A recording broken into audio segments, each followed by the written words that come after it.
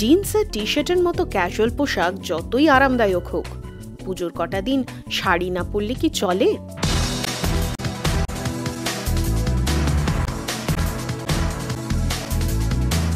বাংলার মহোৎসবে সামিল হতে হলে ওই দিনগুলোয় প্রত্যেক মেয়ের মন কেন জানি শাড়ি পানে ধায়।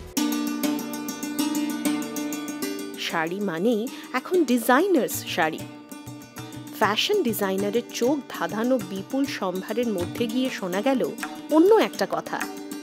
শাড়ি নয়, তাঁরা বেশি ভাবছেন ব্লাউজ নিয়ে। বিভিন্ন টপকে কিভাবে ব্লাউজ করে পরতে হয়, কারণ সত্যি কথা বলতে আমাদের শাড়ি পরার সময় একটা বড় হিন্ডারেন্স হয়ে দাঁড়ায় হচ্ছে ব্লাউজ। হ্যাঁ, ঠিক যেই শাড়িটা পরতে যাব সেটার ব্লাউজ খুঁজে পাওয়া যায় না। কিছু বেসিক প্যাটার্নের ব্লাউজ রাখা এবং একটু এক্সপেরিমেন্ট করা উইথ যে একটা শাড়ি কেটে টপের সাথে পরলে কীরকম লাগে।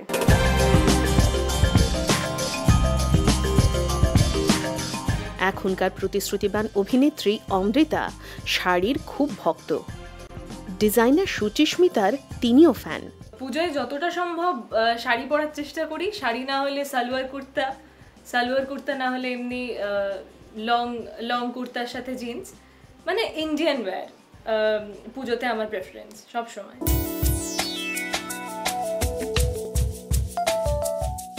বাংলা শাড়ি বিশ্বের ফ্যাশন দুনিয়ায় সমাদৃত তো বটেই, বিদেশের মহিলা মহলে এখন জমকালো পার্টি ওয়্যার।